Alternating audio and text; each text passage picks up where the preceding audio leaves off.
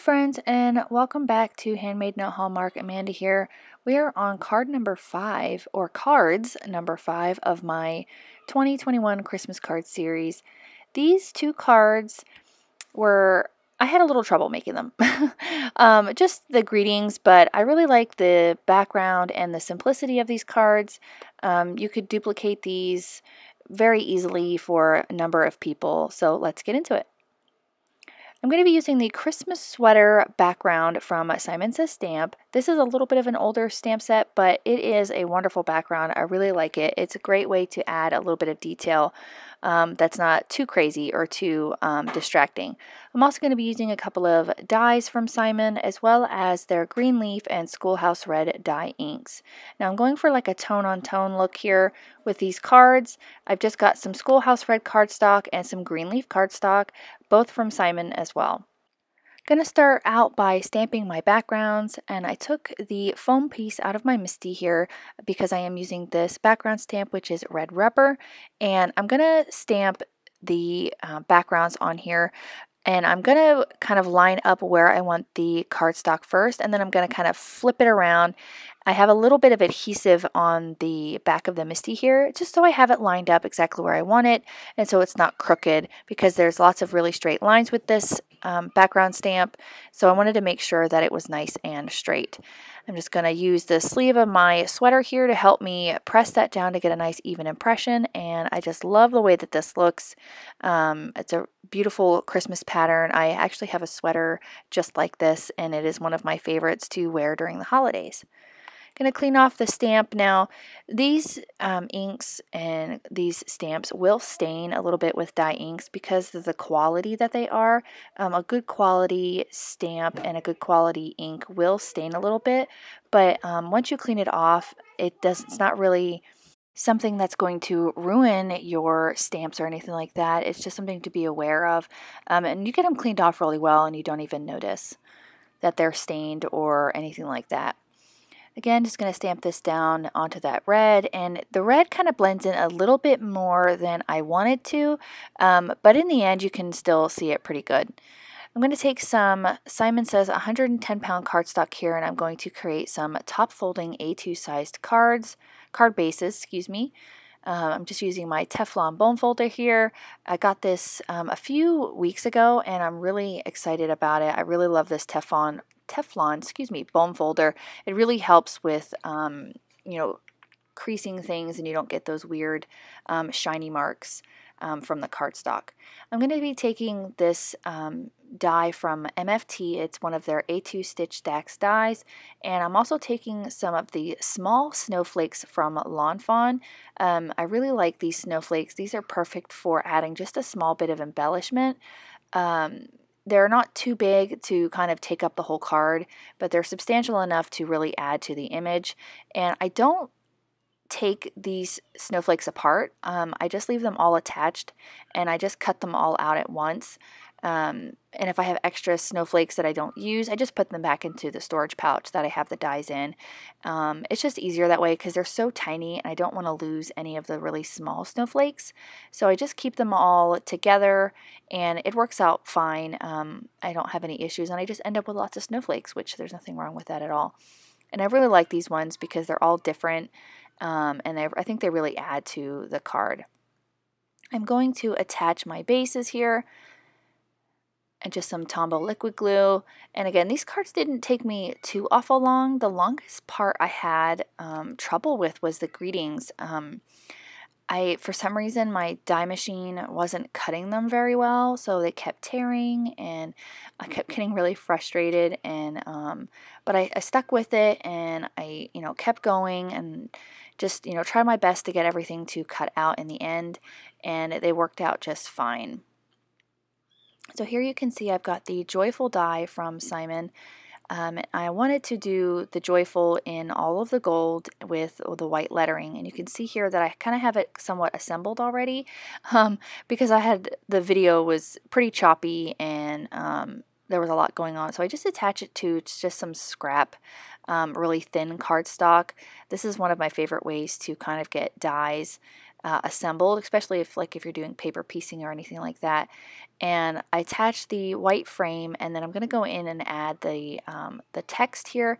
And you can see that I have really had a hard time with the dies wanting to cut through. So I took my little pen blade and kind of helped me get those popped out. I think I might have to get either one of the metal shims or a new die machine. I don't want to really have to get a new die machine, but I think if I just maybe get some new plates and a shim, it'll help out with the cutting of these intricate dies. But once I got all of those pieces out, I just stacked them all up here. I kind of have some adhesive already down on this piece. I just took some tape runner, and that's how I'm attaching all of these. I'm just sticking them into that adhesive, and it works out great for paper piecing. I really like to do paper piecing, especially with these word dies where you can change the color to, to match your project, or, anything like that. But I struggled really hard with this, and I thought, oh, I can make these cards. They'll be super simple. It won't take me very long, and they have a nice impact. But oh boy, did I struggle. But that's with crafting. It happens a lot. Nobody's perfect and things go wrong, but you just got to stick with it. If you got an idea, just try your best to continue through, and you'll end up with a beautiful product. So I got that one all done, and I was finally happy with it. And I did the Mary one, and it worked out fine. I had no issues with this Mary die at all. I cut it once, and it cut out fine. So I don't know if maybe I have got like a funky die or what was going on, but I was struggling, you guys. I really was. So with this Mary one, I wanted the text to be the gold onto a white background instead of the other way around. I felt like it would stand out a little bit better. So you can see here that I'm just taking a scrap piece of cardstock, and I'm lining it up with some tape runner, and that's how I'm going to paper piece it in here. And I wasn't really concerned about it being too straight. I was just trying to make sure I had enough adhesive behind the words there, because I am going to trim it out like I did the last one. I'm going to assemble it the same way I did the last one, and you can see here that I've got it all together, and it looks really, really good. And I've got all of my elements ready to go here, and we can just start assembly of these two super simple cards. Again, you could easily reproduce these for coworkers or kids, teachers, or anything like that, people for at your church. Just because if you go through and you do all of the greetings first, and then you do all your card bases, you can kind of do like an assembly line, and it'll work out really good. What I'm doing here is I'm taking my T-square ruler because I wanted to make sure that these greetings were nice and straight. I put some foam tape on the back, and I also added a little bit of Tombow glue to kind of help me with a little bit of wiggle room, to make sure I got them nice and straight. I've seen a couple of crafters do this, and it works out really well, just to really help you get a really nice straight image and gives you, like I said, a little bit of wiggle room. And I love this T-square ruler. It is one of my favorite tools that I use. I can't put a greeting on without it because I always end up putting it on crooked, and my husband always points it out. Once those are adhered, I'm going to get my snowflakes ready, and I'm just going to attach those down with some liquid glue. I wanted to kind of make sure they were kind of tucked around the greeting here, and I just love how this turned out. I was thinking about different ways to kind of add a little bit more to these cards. They're beautiful just the way they are with the greetings, but I like to add just a little bit more to make them feel a little bit more festive, and these snowflakes were the perfect addition. I had to trim a couple of them down to get them to fit, but I just love how this looks. I would really like to maybe try to create the same kind of technique again, but using maybe a different greeting, using different background stamps.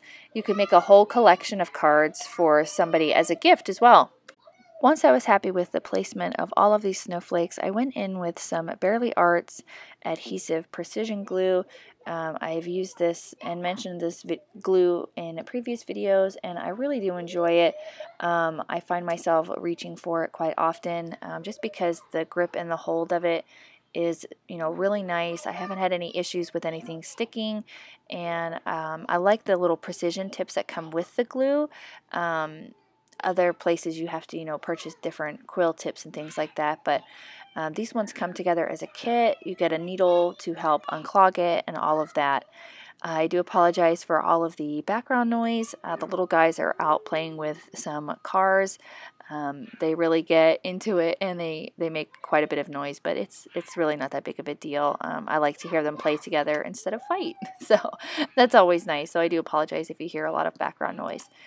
I'm going to get all those adhered, and the last thing I wanted to do is I wanted to add a little bit more color to these cards. I took some Nuvo drops in green and autumn red, and I kind of added the opposite to each. I added the green on the red card and the red on the green card, and that will finish up these two cards. I really hope you enjoyed them. Again, I did struggle with them, but I stuck with it and I carried through, and they came out beautifully in the end. And if you enjoyed the video, go ahead and hit that like button as well as the subscribe to help my channel out. It is free to do, and it helps me bring all of this content to you. And if you hit the notification bell, you'll be notified every time I upload a video, especially during my Christmas series. I hope you have a wonderful day, and I'll catch up with you guys again real soon. Bye!